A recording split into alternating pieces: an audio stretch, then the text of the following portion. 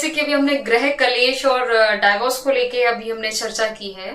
अब मान लीजिए कि आपस में बनी ही नहीं और डाइवोर्स हो ही गया है, ठीक है, तो अब व्यक्ति ये देखेगा कि उसकी दूसरी शादी के लिए कौन सा भाव जिम्मेदार होगा और कब ऐसी परिस्थिति बनेगी कि वो दूसरी शादी कर पाए या उसका दूसरा विवाह हो पाए।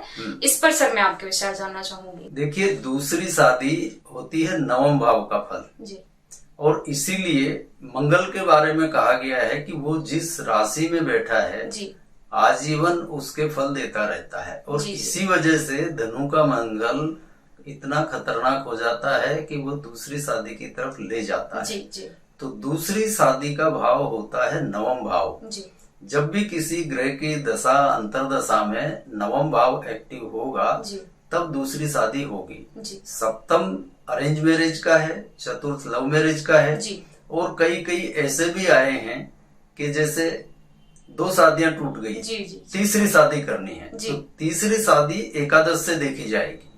और जी। मेरे पास ऐसी कई कुंडलियां हैं जिनकी जी। 4-4 शादी तक की कुंडलियां हैं।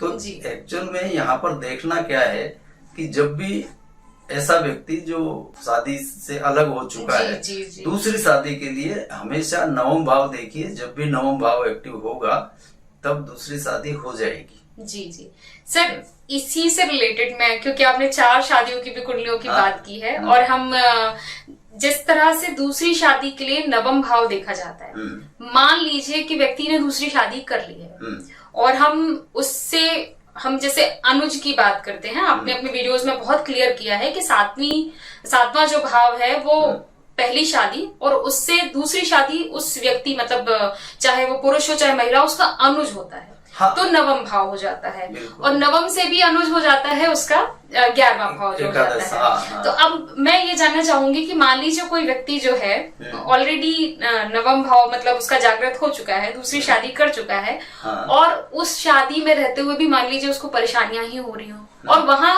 11वां जो भाव है वो किसी भावेश की वजह से एक्टिव हो रहा है, तो क्या वो ये मानेगा कि उसकी तीसरी शादी का योग भी आ चुका है? नहीं, यहाँ देखिए, मानने की और नहीं मानने की बात नहीं है।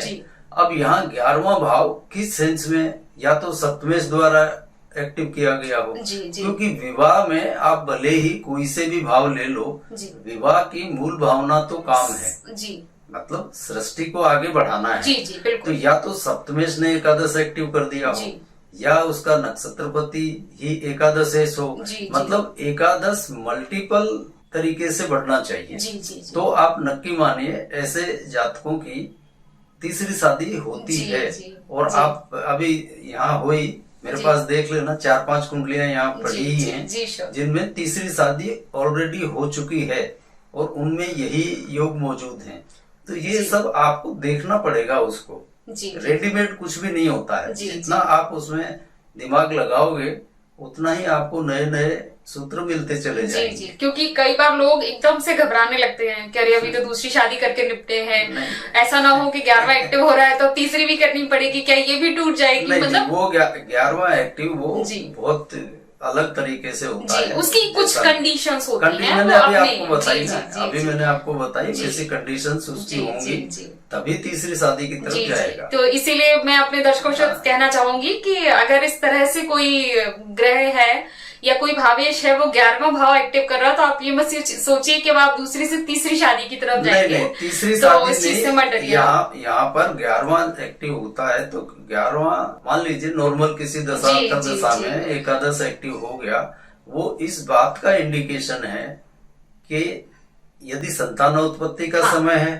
तो कन्या संतान होगी। जी, बिल्कुल। दूसरा, आदमी नौकरी कर रहा है तो उसके लिए वो बढ़िया है, नौकरी उसको मिल जाएगी। लेकिन यहाँ पर कोई एकादश खड़ा होने पर उसको उसमें दिक्कतें आती हैं। बाकी एकादश को शादी के एंगल में आप देखोगे तो उसको फिर बहुत अलग तरीके से देखना पड़ेगा। जी सर, धन्यवाद इस आंसर के लिए। अगला सवाल क्या है? स्वतंत्र बिजनेस करने वाला है तो